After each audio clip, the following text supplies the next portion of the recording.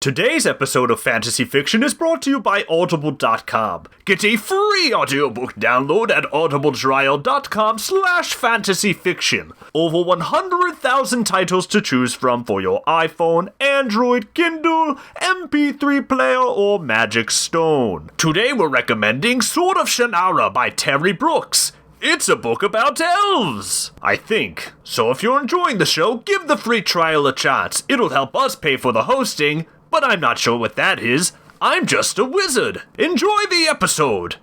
Next scroll. Reese's, where are you? In the land of fantasy, on the fields of fiction, there roll two knights across the plains. Two thieves of the night, two warriors of honor, in the shadow of the mountain cry their name. Fantasy fiction. Until the deed is done. Fantasy fiction. Until the quest is won. Fantasy fiction. The battle's in our minds. Fantasy fiction. Until the end of time.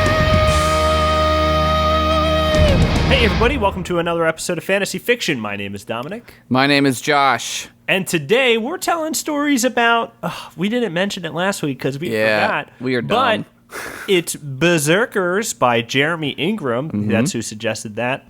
And Eclipses by Cody Andrew Rausch. And I probably said that wrong, and I always will say names wrong. But before we get into those, Josh, how was your week, man? My week was good. It's about 140 degrees in Philadelphia this time of year. Mm-hmm. So I've just been doing work in my house, buck-ass naked all week. I like to imagine that you kind of like were hanging on to like a rotisserie and you were just kind of like spinning slowly as you were like editing continue. Like the computer is under me, and every time like I pass like over it, I like quickly do something and then I turn and I gotta and wait. You go back to becoming delicious, smelling all good. Oh, today is I guess the last day of the Steam sale on the Steam network, so I picked up Skyrim. So all night tonight, I will be fighting guys with swords. Which is not too different from any other night, except this time you'll be in a video game. Right, this time I'll be in a video game, and the police won't arrest me. Every time after we record, you just put on a helmet and grab a sword and just go out the door. I just run outside with my underwear on. Who wants some? What did you do this week, Dom? I went to a mall with Corey in Long Beach, I think, and we went to this arcade where they had a bunch of Japanese games, which was really cool. Yeah. I played Elevator Action, the light gun game. Oh, yeah. That game is awesome. It's like any other light gun game, except there's like elevator doors that close. But I also went to a used book, music, and like action figure game store. Oh yeah, don't tell And me this. I'm gonna want stuff. Yeah, dude, I walked in and I was like, I'm not gonna get anything. And then they showed me the science fiction fantasy dollar book area. Yeah. And I got A Wizard of Earthsea and the second one in that trilogy, The Tombs of Atuin. I probably say that wrong and I'm sorry. But I'm looking forward to reading those. And I also got a couple board games. I got a 2-player board game. Oh, nice. Called Lord of the Rings, The Search, and a Hobbit board game, I think, by the same company. What do you have to search for? I don't know. I would assume Mount Doom. Because I think you play as Frodo and Samwise. Oh, and you gotta, like, find your way. Mm-hmm. I've never played a 2-player board game as, like, an adult, like, for an adult audience. So I'm looking forward to playing that because I'm going up to Big Bear this week. Oh, really? Dude! Yeah, dude. I'm going up for 3 days, and then I come home, and then the next day is 4th of July, one of my favorite holidays. Dude, it's a great holiday. I'm gonna be, like, MIA for, like, 3 days. I'm not going to Big Bear, but I'm gonna go on a bender. So... Right after you're done seasoning. Right after I'm done roasting. You're going to taste so good for 4th of July, man. I'm beer battered. I'm going to be But, hey, enough of that. Let's get into some fantasy. Yeah.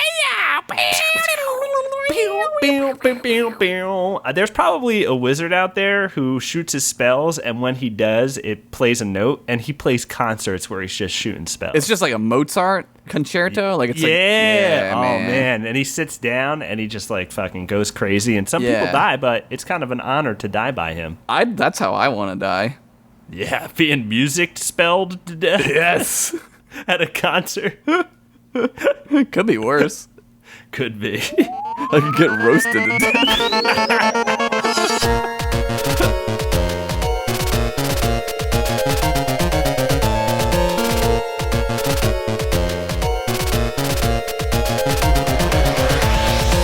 All right, Dom, are you ready for my story? I am ready. My story this week is called Berserker Tearjerker. I don't even think it has anything to do with that. Oh, well. I just like the rhyme. Yeah, well, I feel like I'm going to hear an emotional tale or a perverted one. So I'm ready. You're half correct. On Steve's Day nights in Daranos, almost every fucking buddy is bowling, since bowling is the national pastime. But instead of bowling balls, they use heads, and instead of pins, they use ripped off arms, and sometimes feet, and maybe a dick or two slips in there, if it's big enough, and a skeleton named Georgie is the pin boy, but he's just doing it part-time to put himself through night school to become a wizard lawyer because his in-laws say he'll never make anything of himself. First, national pastime of Daranos is bowling canon. That's canon. That's canon. And then there's we got this little pin boy action. Little Georgie. Wait, is that his name? Georgie, yeah, Georgie. Yeah, little Georgie going to become a wizard lawyer. Yeah, like it's like when you cast a spell on somebody and it kills them, you gotta get a lawyer. You gotta get a lawyer sometimes. Well, I hope we continue to hear about Georgie. I hope this story's about Georgie. It's not. Georgie has nothing to do with anything. Well, not yet at least. Not yet at least. Steve's Day is also the weekly meeting of a very special group of people who have come together for comfort and support of each other in their horrible, horrible addiction. Hello, everyone. I'm Snurgle, and I've been a berserker for 509 years. Hi, Snurgle, everyone recited back. In a small shanty were gathered 12 of Daranos' most troubled and crazed berserkers. I see we have a few new people here tonight. Why don't we start by introducing ourselves, said Snurgle. You, how about you? Yes, you, with the bone sword and cool tattoos of bone cars, and one of a woman giving a Viking an HJ in a hot tub full of lava. What? Yeah, I man. need that tattoo. Everyone needs that Let's get tattoo. them together. Let's get them together. On my face, forehead. I want it on my neck, like the front of your neck. I think And then two bone cars are going to be crashing at each other on my neck. Crashing at each other. At each crashing other. Into. You know, I like to play with words sometimes. Yeah. Hi. Yeah, my name is Fuck-Ass Carter. Said a large and very muscly, dope as shit, ripped as fuck dude. Hi, fuck ass, said the group. Yeah, so I've been a berserker for about 700 moon cycles, and I would just like to say, it's the fucking dopest shit there is. Never change, get wrecked, pussies.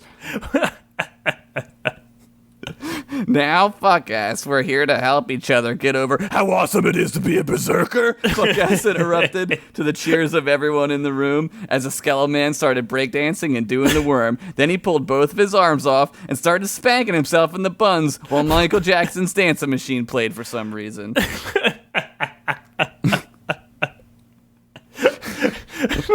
It wasn't Georgie. Please tell me it was.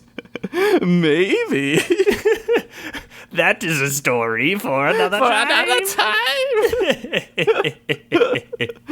The whole room went crazy. Lazy Larry, the eldest berserker, was twerking his old flappy back meat against his walker. Lizzie the Destroyer was now topless. She flexed her boobs, and they both had huge muscles as she began to use Snurgle's head as a speed bag. After about 17 minutes of that, his head flew off, and 2 Viking berserkers started using Snurgle's head as a hockey puck as they played hockey with their axes. They knuckle-pucked his head so hard into the trash can that it lit on fire and exploded. Oh my god! Suddenly, there was a knock on the door. Hello? A voice said. Everyone instantly got quiet. Is this H.A.? Hookers Anonymous? Said Fred the Skull Peeler. No, this is B.A., Berserkers Anonymous, replied Snurgle's head from inside of the flaming trash can.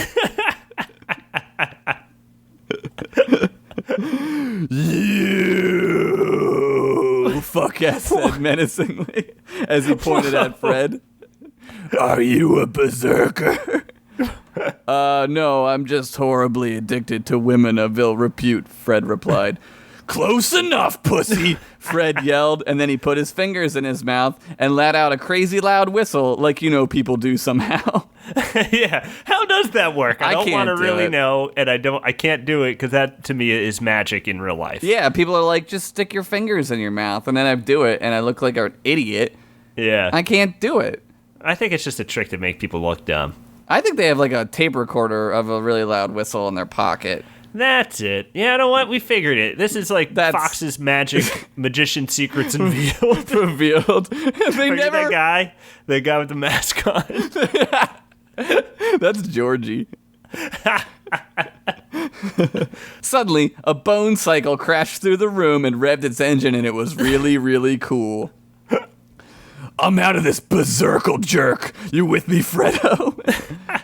Yeah. Will there be hookers, Fred asked. Is Throm unfuckwittable? Fuck ass, reverse ass. Yeah. But before he could finish, Fred had already jumped inside the bone car's sidecar. Eat shit, cock turds, said fuck ass as he triple flipped everyone off, the third finger being his peener, while the bone cycle revved and flew off into the night. Cut to the woods. Yeah. Fred and Fuckass were sitting under a huge tree that had a knot in it that looked like a boob.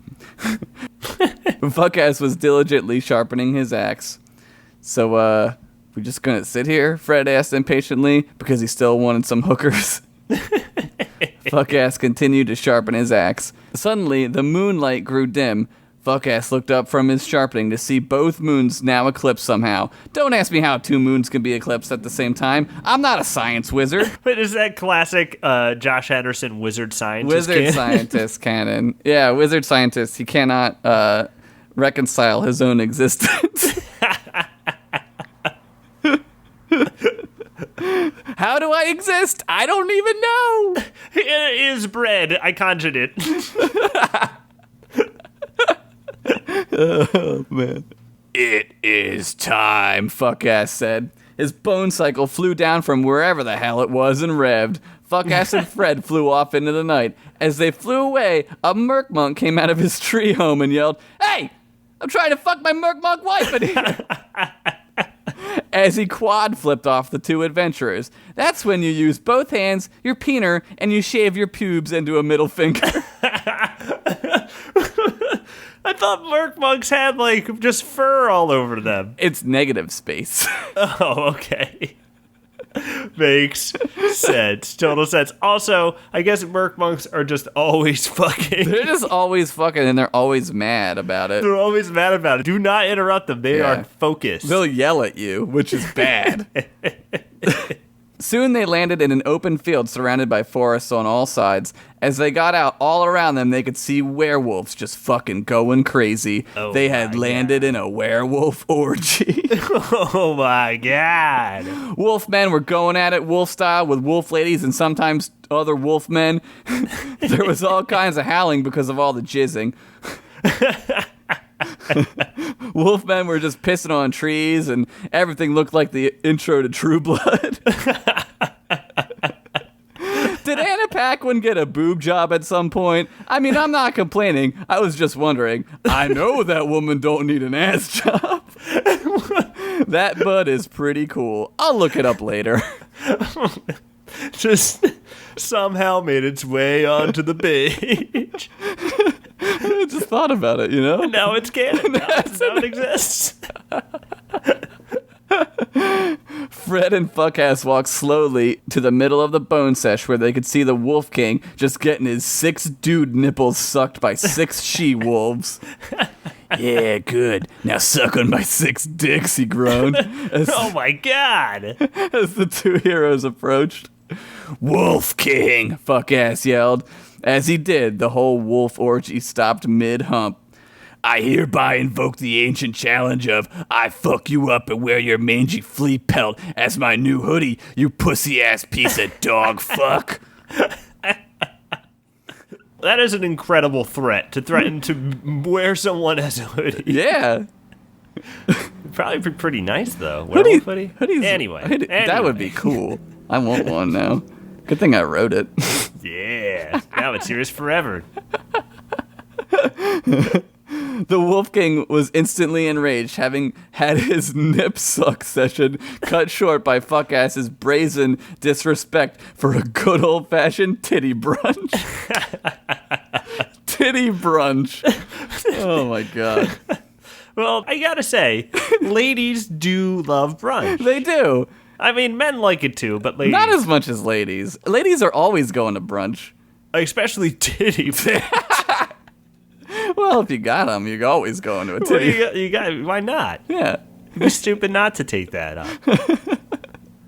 The Wolf King growled, and every werewolf stopped burying their bones and growled back. Fuckass drew his axe and started to pound his manly, hairy as fuck chest like a goddamn man. All the wolves formed a circle around the king and Fuckass. Fred drew his sword and was ready to fuck some shit up. This one's mine. Fuckass said as he stared into the Wolf King's eyes. Damn. The Wolf King returned the gesture by making the slitting his throat motion. Fuckass countered by pointing to his eyes, then pointing at the Wolf King. Wolf King returned with a neck crack. Fuckass counter returned by swinging a baseball bat with those bat weights on it around for a few minutes.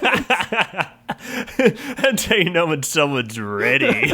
That stuff's heavy. Yeah, dude. Wolf King reciprocated with a wink. Fuckass countered by licking his own nipple. Oh my god.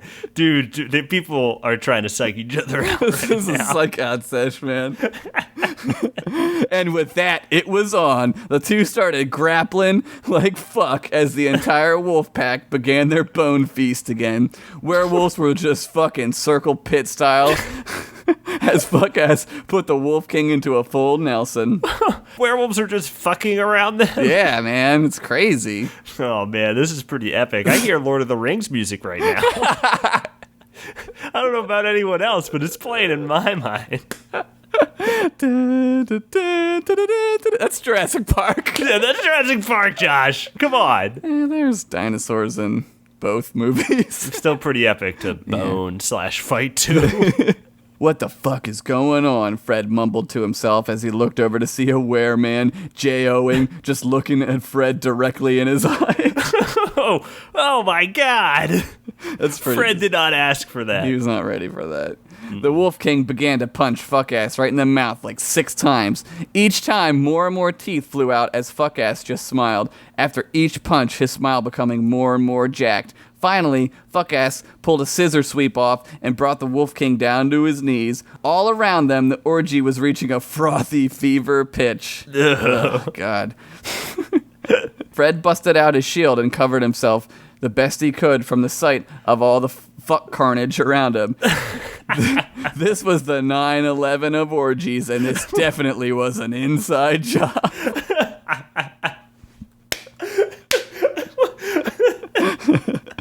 I get it.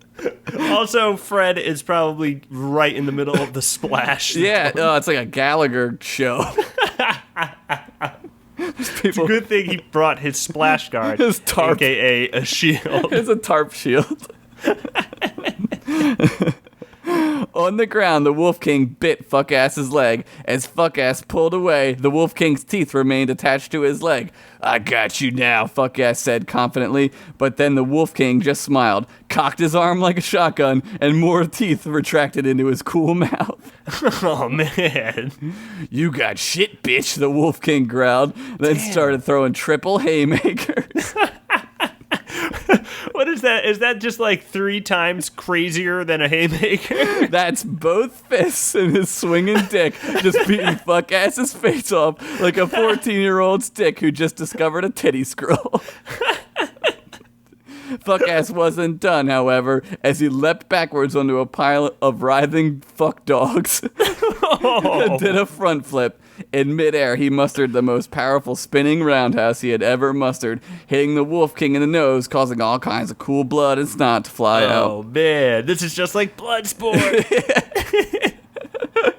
When Fuck-Ass landed, the Wolf King grabbed Fuck-Ass and they began to grapple. Lightning and crazy rain started to pour down from the sky like jizz from a 14-year-old who just discovered a pussy scroll. Son, an analogy so twice, you gotta use it twice. Oh, wait, did I say nice or twice? It doesn't matter. It doesn't matter canon, it's anymore. It is done. Fred, still hiding under his shield, could only imagine what the shit was going on, and by the sound of it, a whole lot of crazy. The Wolf King and Fuck-Ass were now muddied on the ground, vying for position. I'll fucking kill you, Fuck-Ass said. I'll fucking kiss you, the Wolf King replied as he turned his head and started kissing the shit out of Fuck-Ass. Oh my god! You kiss like a bitch, Fuck-Ass said. And he started kissing the Wolf King double hard. Soon the two were rolling in the mud, just kissing each other and ripping off their armor. Fred could only imagine what was going on outside as he remained safe under his shield. This went on for several minutes, and Fred began to nod off from all the sweet, sweet sounds of sweet, sweet lovemaking. The last thing he remembered hearing was Fuck-Ass saying, I've always loved you. What did Fred get himself into? When Fred awoke several hours later, all was quiet. The 2 moons were no longer eclipsed, and no one was around. He got up, brushed himself off, and looked around sighing. All I wanted was some hookers, he said, disappointed. Just then, a bone cycle flew past him. Fuck-Ass turned around and gave him a wink as the Wolf King, who was now on the back of the bike, nodded slowly and gave him a meaningful thumbs up as Nothing's Gonna Stop Us Now from the film Mannequin started playing. Finn. Josh, that was a great story. Thanks. I like how we are right there with Fred, where we kind of don't want things to go on any longer, but we are too curious. You just gotta know, man. Until we just pass out from all of the passion. Like, was that part of the plan to just go make out with this Wolf King? You gotta imagine that somewhere in there, like, that's just a side effect of becoming a berserker, is that, like, you can't control your passion, you know? You're just like, wow, I'm, like, so buff and jacked right now, and so is that guy. It doesn't matter. It doesn't I might even need matter. to kiss him to counterbalance everything. It's like you're so berserked that you just, like, it doesn't even matter, man. It doesn't even matter. Oh, man, when those double moons eclipse. Yeah, man. It's crazy.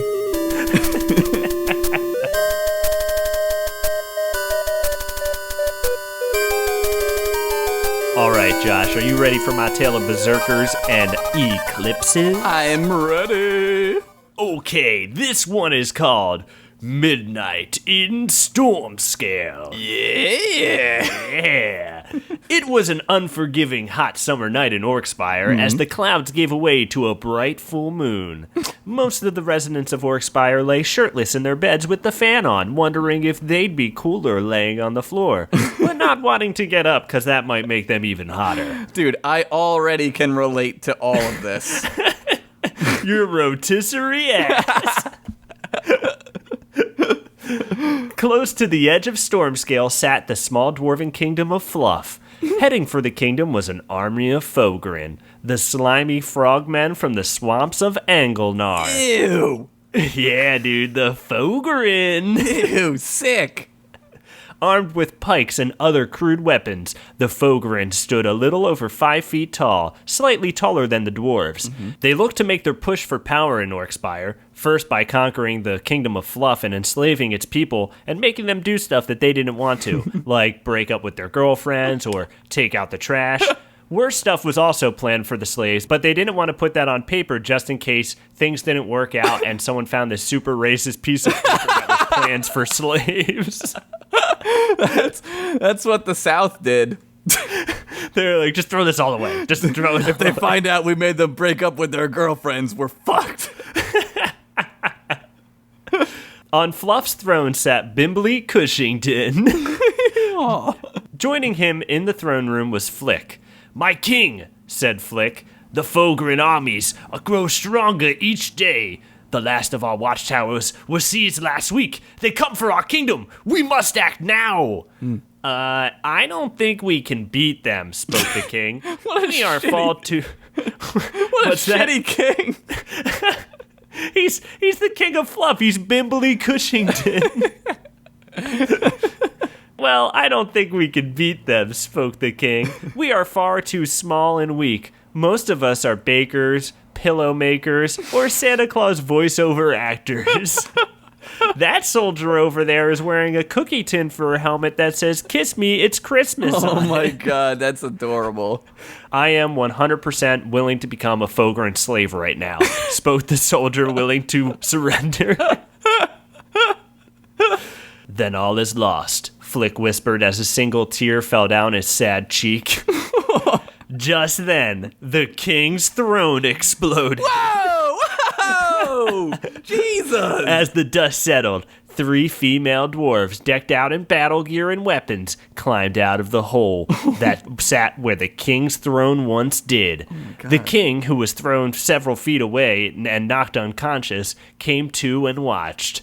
They all wore black, except for one of them that was wearing a Wifebones shirt. Yes. Gotta show some support for the locals. Yes! Horned helmets protected their heads, while single spiked shoulder guard and fingerless gloves protected their reputation as being cool as fuck. These chicks are right up my alley. And these ladies were sexy thick. Not even a nerd who was like, "I only like skinny girls," could say no to them thunderous thighs. Oh my god. That is Yep. definitely right up my alley.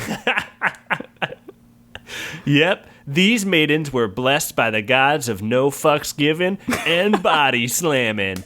And they could rock the fuck out. Holy shit. The one who led them lifted a frost-covered gore beast horn to her lips. The entire kingdom gasped. Yep, it was the legendary Chillmore horn, never before seen in the land of Stormscale. Stories tell that ye who blow the Chillmore horn shall summon a pristine mount fit for who they are. Lightning struck the throne room's floor, and in a black cloud of smoke appeared 3 mounts. A black unicorn with white hair and lightning stripes on its legs, a double black unicorn with purple hair, and a large tuxedo cat named Mr. Birthday Cake. A tuxedo cat. It's just really big.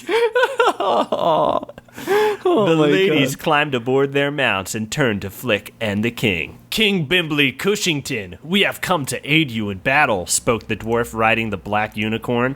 Mr. Birthday Cake picked up a picture of a Fogren and tore it in half. Yeah, he meant business. It's like Sinead O'Connor. "Surely 3 dwarves cannot stand against an army of Fogren," said Flick. "They'll skewer you with their pikes. Who are you?" The same dwarf who addressed him drew her hammer and used it to point as she spoke.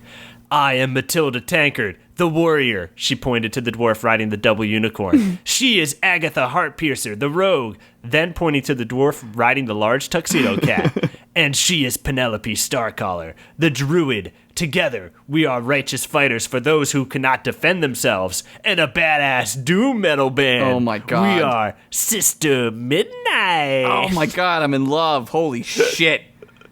"Oh my golden ring," shouted Flick as he super fainted, woke back up, did a 7 take, and gasped. 7 takes. What? And then just as an exclamation point. Stories tell that you were killed in an avalanche.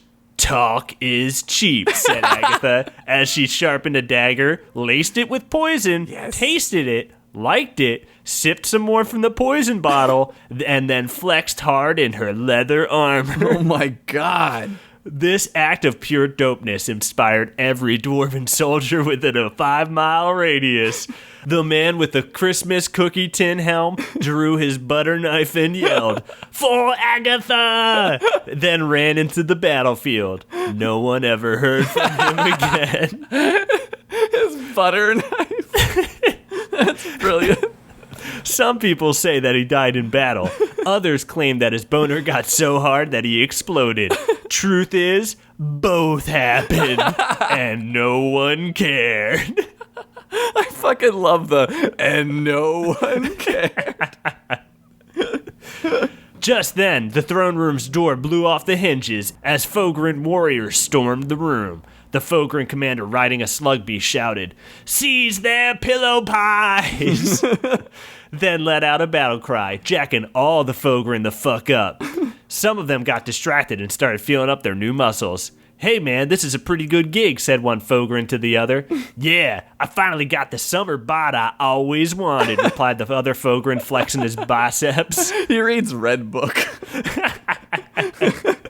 Just then, Matilda's hammers crushed their faces together as dark green frogmen blood sprayed about the room. Oh. The battle had come to the throne room. This was it, the last stand of fluff. Yes.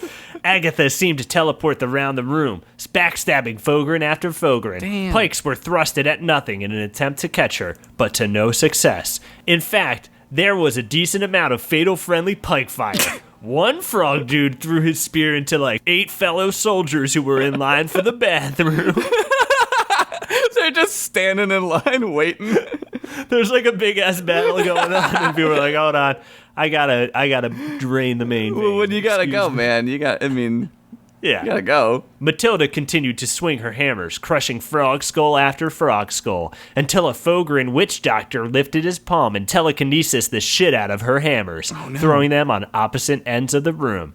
Matilda put her fist in her palm and cracked her knuckles as she walked toward the witch doctor. "Hey, yo, come on, I was just playing," shouted the witch doctor. But the time for pleas was over.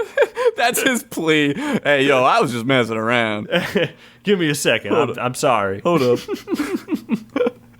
Matilda Tankard grappled the witch doctor and DDT'd him 17 times onto a championship belt.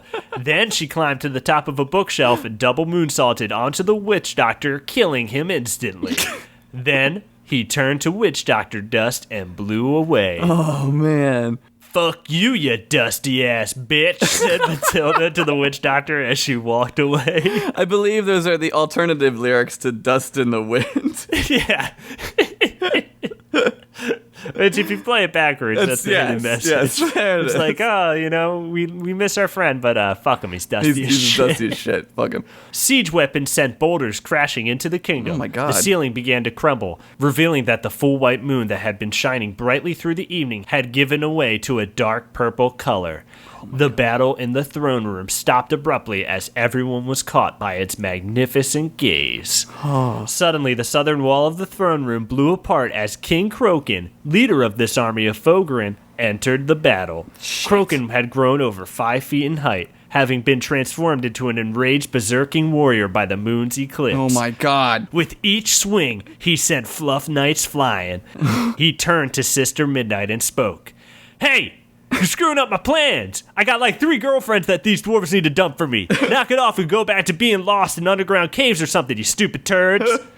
By the eclipse of the moon, Penelope had transformed into a dark purple saber moon tiger. Oh my fucking She god. roared and backflipped across the room and eviscerated King Crokin in a slash of her mighty moon paws. I just picture her back and she's like, meow. Meow! Yeah, you better believe it. "Fuck, now they're all gonna know that I was cheating," muttered Crokin as he fell over and died. With their king slain, the rest of the frogmen escaped if they could. Nobody calls Sister Midnight stupid turds, said Penelope as she transformed back into a dwarf and did the suck it taunt. The ladies climbed aboard their mounts and rode away into the night. Oh my god. The end. I want their phone number. Where did they go? Dude, I don't know, man. Sister Midnight just riding off into the darkness. Oh my god. We had a lot of similarities again in our stories. We had somehow knuckle cracking, we had grappling, and riding off into the night. That was a great story. Thanks, man. I love whenever you invent a new band. It's one of my favorite things that you do. Well, thank you. You know, I mentioned Sister Midnight before once. I think in a story. I think like 2 episodes ago. Yeah, but I felt like they needed a tale, and this was it. I had a fun time writing this one. they're great, man. Now, what do you say we get back to rotisserie? I'm ready to get down with the thickness. I don't know about you.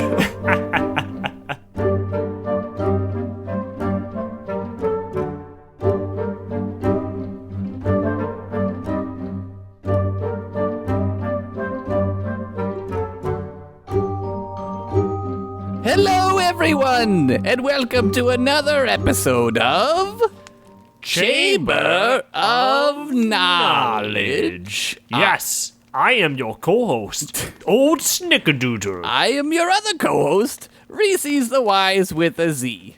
And we have scrolls from curious listeners like yourself that I guess we'll have to answer now because you sent them and we are contractually obligated. Good, yes, good again with this.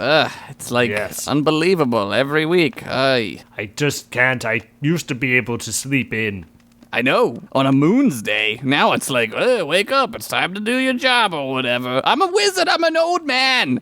More like too soon's day, you know what I'm saying? I'm just trying to rest my eyes. That is the truest statement you've ever said, Snickerdoodle. First scroll! First scroll is from At the Slinky God. They ask, what do people worship in your land, Snickerdoodle? Well, everyone in Orkspire worships the gods of getting buck and getting fucked. Oh, AKA me, Old Snickerdoodle the Cool. Oh. That's right. I have a suffix. Is that what you call yourself now, Snickerdoodle? You just gave yourself a suffix? It's a title, I guess. It's a suffix, I think. I'm gonna suffix you in your sleep tonight if you keep making up names for yourself. I can't keep up. Please do not do that. Do not threaten to kill me. I'm going to suffix you with the fart pillow I made. That's awful. How about you? What do people worship in Daranos? I don't want to be threatened anymore. In Daranos, we worship the almighty, one and true God, Dad-ass son. Big old butts and nothing small, baby. Give me some backhams. I forgot to mention that we also worship that in Orkspire. Oh, it's like universal. It's like there's no way you can not worship it. If you think about it, you may even worship it in your own land. Yes. Next scroll.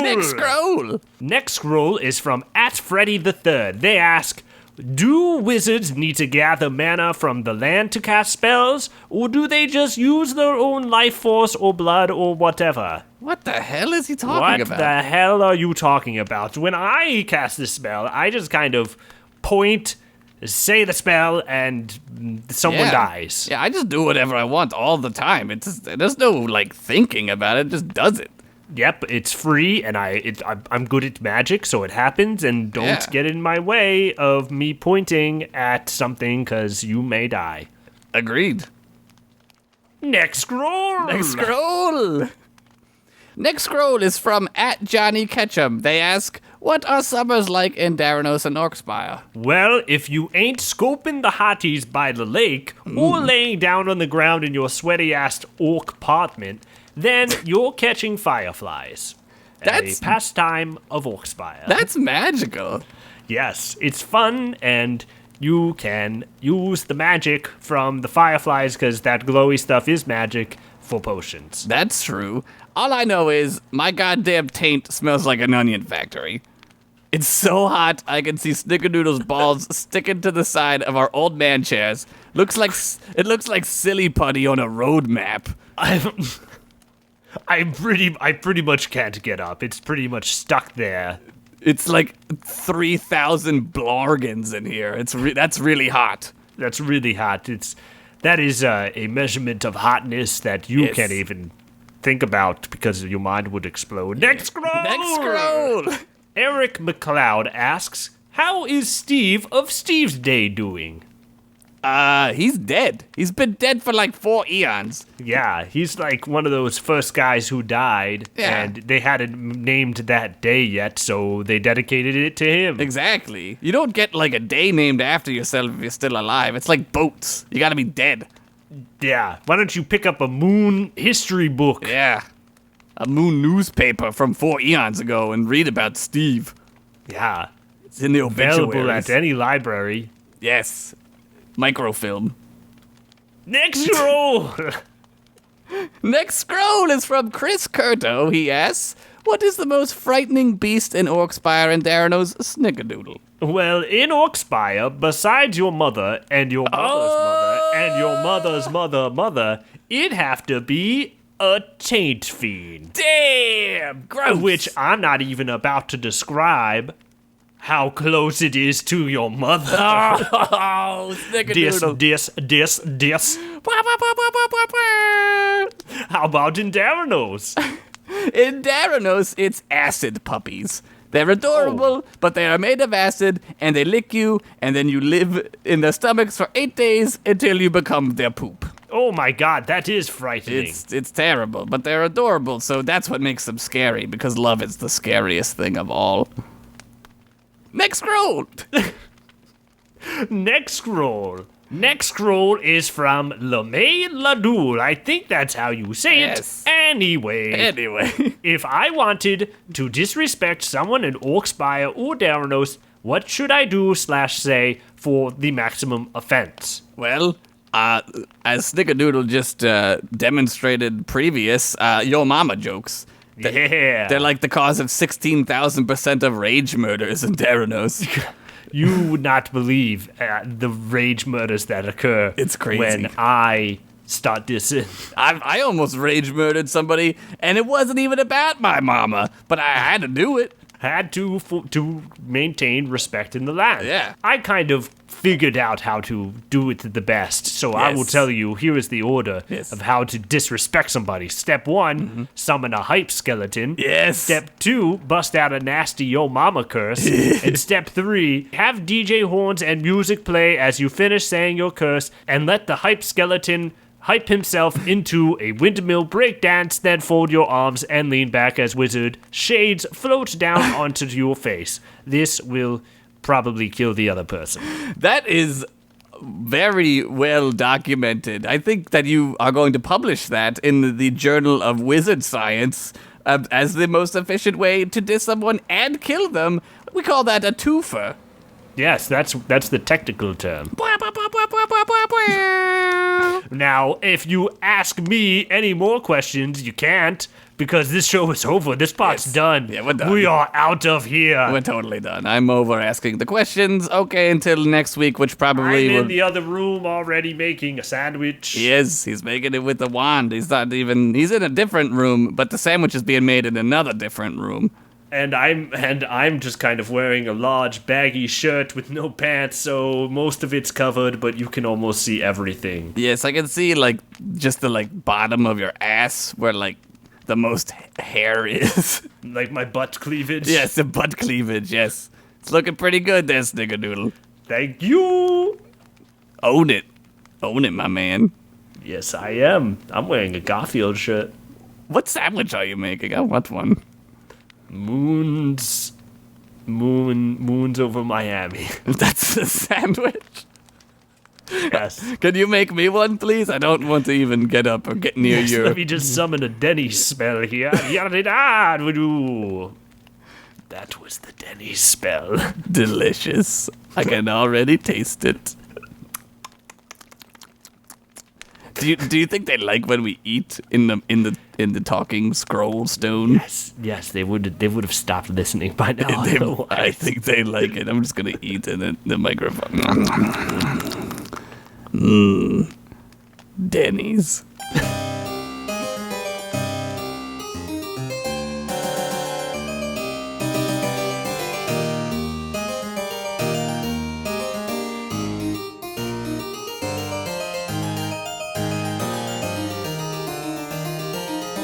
Hey, Josh. Yes. That's 39 episodes of fantasy fiction.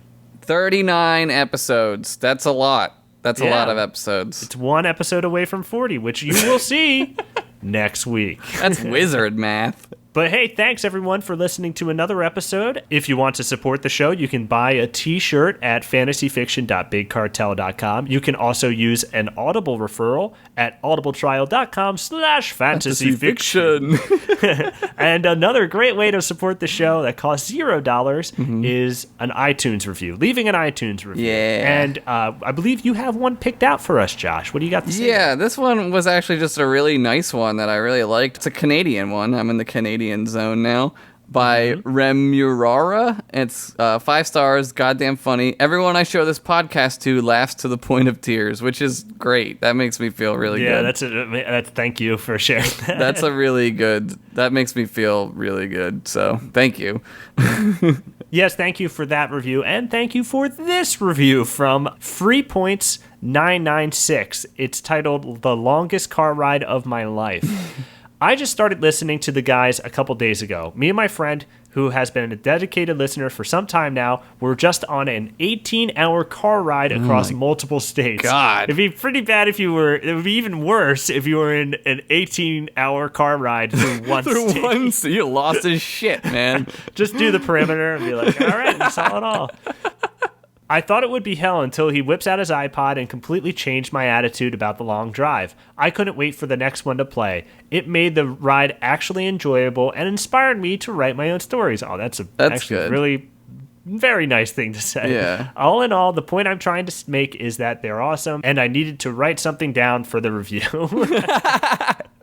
Well, thank you so much for that review. And thank you guys all for any way you support the show. Right. We greatly appreciate it all. Yeah, just even listening to the show helps, so thank you so much. And our prompts for next week are Treasure by @BloodyGin on Twitter and Yetis by Sam Foundry. Yetis. So thank you for both of those. But once more, thanks again for listening to another episode. Thanks for listening to any episode. You guys are great. And also, I just wanted to say thank you to everyone who gives us shout outs on Twitter and stuff.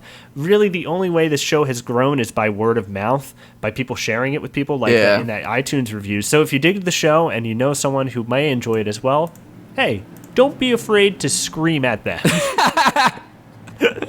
Beat them over the head with it. Yeah. They just know that it's good for them, and you know it's good for them more than they know it's good for them. Exactly. But until next week, Josh. Until next week, everybody, thank you for listening again, and keep on wizarding. Keep on wizarding. Baby, Follow your wizard spell. Follow your wizard dreams. To that moon up in the sky. The moon is a metaphor for your dreams. And magic will take you there. In this case, magic is your persistence of trying to bang the moon. That's what everybody wants to do. And everybody wants some. Yeah. I want some too. I want some moon. Have a good week, everyone. Bye-bye. Bye.